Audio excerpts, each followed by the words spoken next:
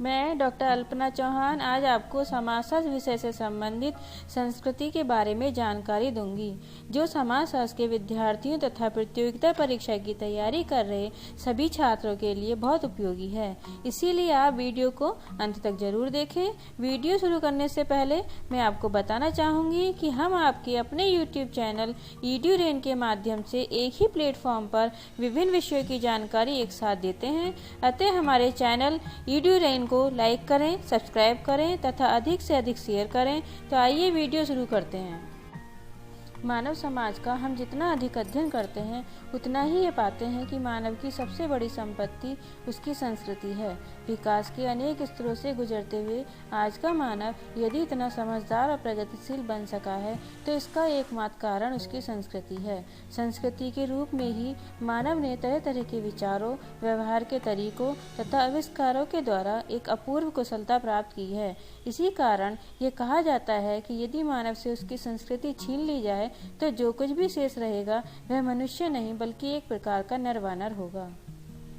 आइए अब जानते हैं संस्कृति का अर्थ तथा परिभाषाएं। सबसे पहले संस्कृति का अर्थ। सामान्य बोलचाल की भाषा में संस्कृति का तात्पर्य केवल शिष्टाचार, संगीत, कला, मानवीय गुणों तथा चरित्र आदि से समझ लिया जाता है।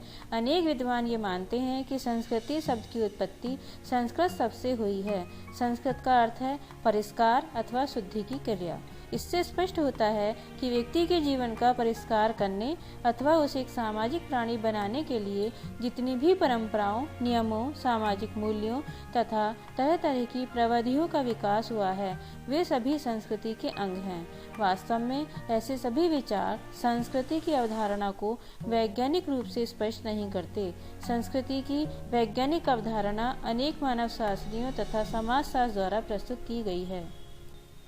प्रसिद्ध मानवशास्त्री टायलर ने संस्कृति को परिभाषित करते हुए लिखा है, संस्कृति वह जटिल संपूर्णता है जिसमें ज्ञान, विश्वास, कला, आचार, कानून, प्रथा तथा इसी प्रकार की ऐसी सभी क्षमताओं और आदतों का समावेश रहता है जिन्हें मनुष्य समाज का सदस्य होने के नाते प्राप्त करता है। बोगार्ट्स का कथन है, किसी समूह के कार्य करने और विचार करने के तरीकों की संपूर्णता का नाम ही संस्कृति है। संस्कृति की विशेषताएं। नंबर 1, संस्कृति मनुष्य द्वारा निर्मित है।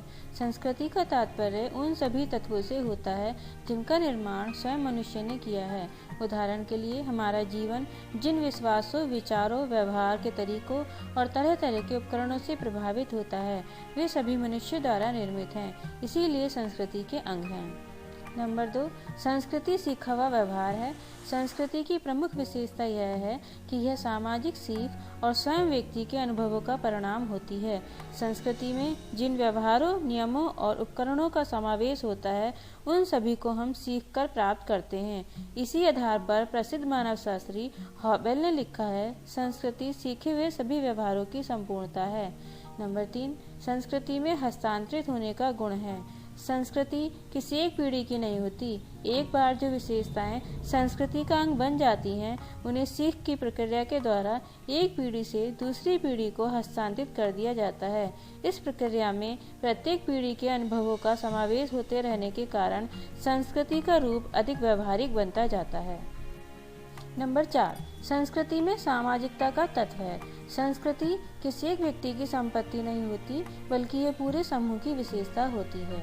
नंबर 5, संस्कृति में आवश्यकता पूर्ति का गुण है। संस्कृति का कोई भी तत्व बेकार नहीं होता। एक समय, स्थान अथवा परिस्थिति में संस्कृति की प्रत्येक इकाई मनुष्य की किसी न किसी आवश्यकता को अवश्य पूरा करती है। मनुष्य की प्रमुख आवश्यकताएं शरीर के पोषण, सुरक्षा, पुनरुत्पादन, गतिशीलता, आजीविका और स्वास्थ्य से संबंधित होती है। एक संस्कृति के अंदर जितने भी विचारों, विश्वासों, व्यवहार के तरीकों तथा भौतिक वस्तुओं का समावेश होता है वे सभी इनमें से किसी न किसी आवश्यकता को अवश्य पूरा करते हैं। नंबर 6, संस्कृति में अनुकूलन का गुण है। एक संस्कृति में जिन तत्वों का समावेश होता है वे सभी व्यक्ति को अपनी सामाजिक, सांस्कृतिक तथा भौगोलिक विशेषताओं से अनुकूलन करने की क्षमता प्रदान करते हैं। वैदिक काल की संस्कृति उस समय की दशाओं से अनुकूलन करने के लिए निर्मित हुई थी। जबकि आज की दशाएं बदल जाने के कारण वर्तमान संस्कृति में व्यापक परिवर्तन हो गए हैं। नंबर 7, संस्कृति समूह के लिए आदर्श होती है। यह सच है कि किसी भी संस्कृति को दूसरे की तुलना में उच्च अथवा निम्न नहीं कहा जा सकता, लेकिन व्यवहारिक रूप से प्रत्येक समूह अपनी संस्कृति को अपने लिए आदर्श मानता है। इसी के फलस्वरूप सांस्कृतिक आधार पर विभिन्न समूह एक दूसरे से संघर्ष भी करने लगते हैं। नंबर 8, संस्कृति का भौतिक तथा अभौतिक स्वरूप।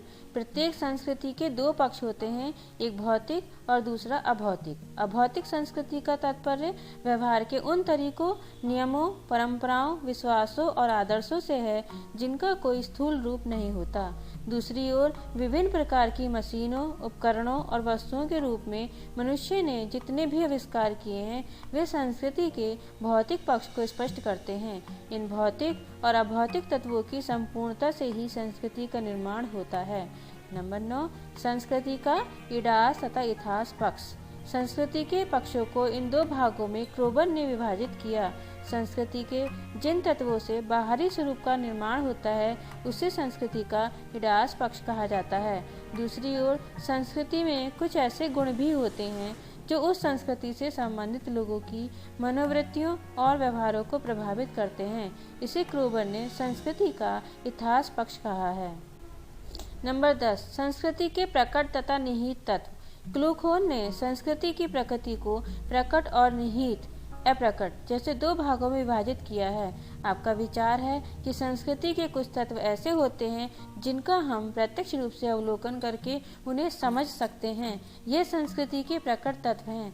दूसरी ओर संस्कृति में कुछ ऐसे तत्व होते हैं जिनका संबंध अनेक प्रेरणाओं और मनोभावों से होता है। साधारणतः व्यक्ति को स्वयं इनकी कोई जानकारी नहीं होती। इन्हीं को क्लूखोन ने संस्कृति निहित अथवा अप्रकट तत्व कहा है। नंबर 11, संस्कृति अधिवैयक्तिक है। क्रोबन ने स्पष्ट किया है कि व्यक्ति द्वारा संस्कृति का निर्माण होने के बाद भी संस्कृति व्यक्ति से अधिक महत्वपूर्ण है। इसका तात्पर्य है कि व्यक्ति संस्कृति के बिना एक सामाजिक प्राणी नहीं बन सकता, लेकिन व्यक्ति के बिना संस्कृति का अस्तित्व बना रह सकता है। नंबर 12, संस्कृति सावयव से उच्च है। लिपर्ट ने बताया है कि एक मेधावी मस्तिष्क, केंद्रित की जा सकने वाली आँखों, लचीले हाथों और भाषा की क्षमता ऐसी सावयवी विशेषताएं हैं जिनकी सहायता से मनुष्य संस्कृति का निर्माण कर सका। इसके बाद भी यदि मनुष्य संस्कृति से पृथक हो जाए तो यह सावयवी विशेषताएं उसे स्वयं ही एक सामाजिक प्राणी नहीं बना सकती। समाज से बाहर रहकर पलने वाले बच्चों के उदाहरण इस तथ्य को स्पष्ट कर देते हैं। समाजशास्त्र विषय से संबंधित अधिक जानकारी के लिए आप हमारे अन्य YouTube वीडियो को भी देख सकते हैं, जिसका लिंक मैंने डिस्क्रिप्शन बॉक्स में दे दिया है।